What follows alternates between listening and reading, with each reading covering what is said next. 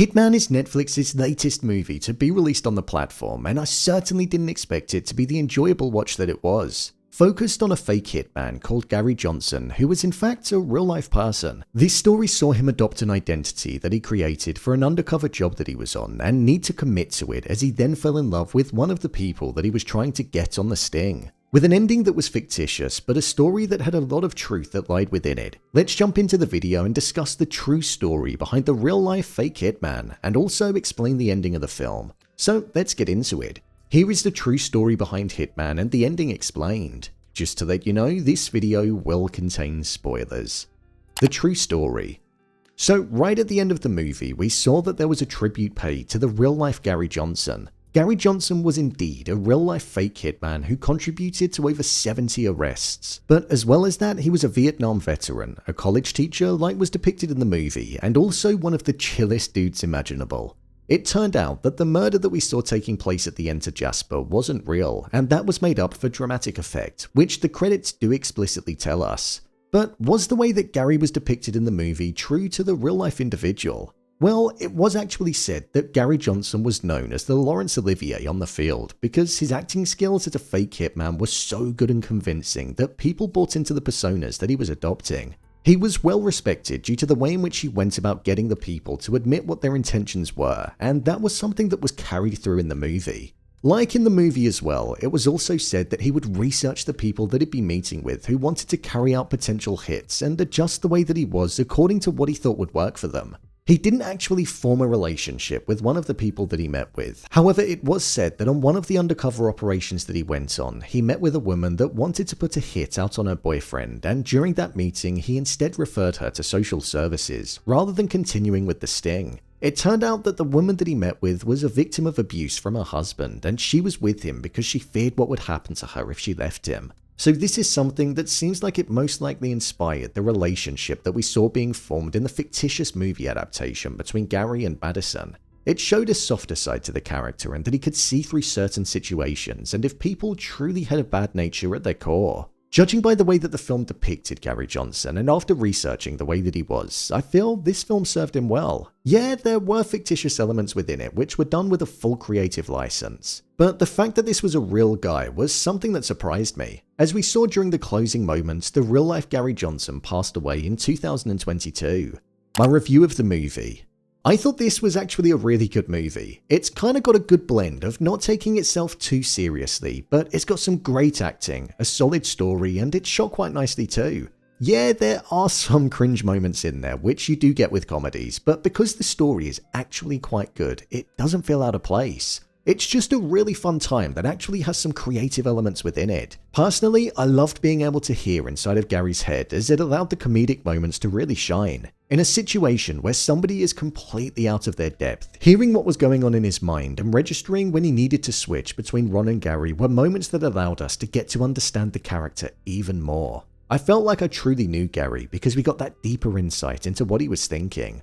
All of the different personalities that he adopted, the different costumes, and the different voices that he put on were so good to see as well. Glen Powell was really good at channeling them all and then switching back to good old regular Gary.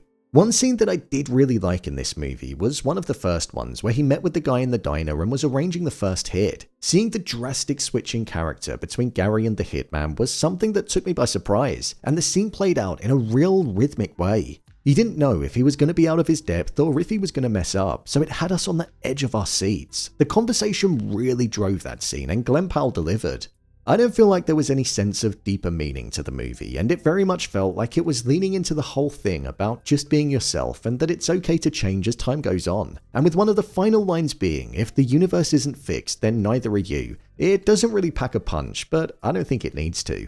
Because the movie in itself doesn't take itself too seriously. It's not often that films that don't take themselves too seriously end up being that good, but in this instance, it absolutely shines. To be honest, all of the main cast delivered strong performances in this movie. From the chemistry between Powell and Arjona to the side characters that were down at the police station. Each actor knew their role in this movie and the purpose that it served, and I was impressed by it. There was no bad performance per se. Honestly, if you throw this on a Friday night, you're not going to regret it. It's a good laugh, the runtime is perfect, and the acting is really good. You won't be laughing out loud, but you'll be laughing to yourself for certain. It's a win for Netflix here, something they've not had in a long while, so be sure to give this one a watch.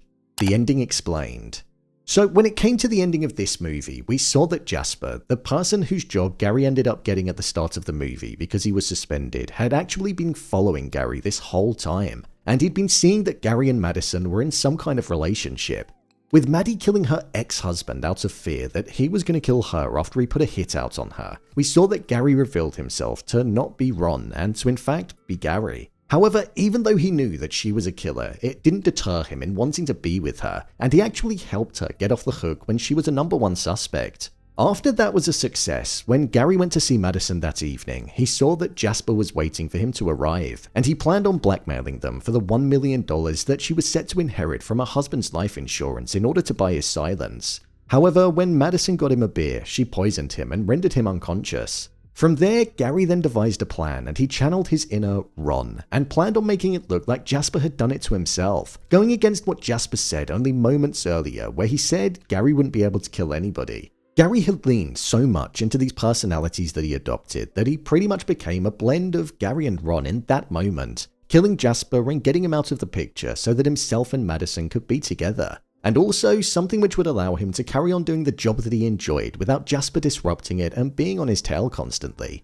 Right at the end, it cut to several years later and Gary and Madison were together, and it seemed like Gary had found the perfect balance between Gary and Ron and adopting an identity that he finally felt comfortable with. Tying back to what he said in the lecture, where he said how if the universe wasn't fixed, then neither were people. So people could change, and that's something that he did. We saw that they now had 2 children together, and when one of them asked how they met, they knew that they'd never be able to reveal the true story, but that was fine with them, because they were having fun with the people that they'd become. It was a cliche ending for sure, but it worked in the context of this movie. Gary started out as a pretend hitman, was disgusted when Madison killed somebody, but then, right at the end of the movie, he became a killer. Something he never thought he'd be. So I suppose people do change. So, there you have it. The true story behind Hitman and the ending explained. If you want to see more of your favorite TV shows and movies broken down, then click on the card in the top corner. Or alternatively, you can head over to my channel where you'll find videos on them all.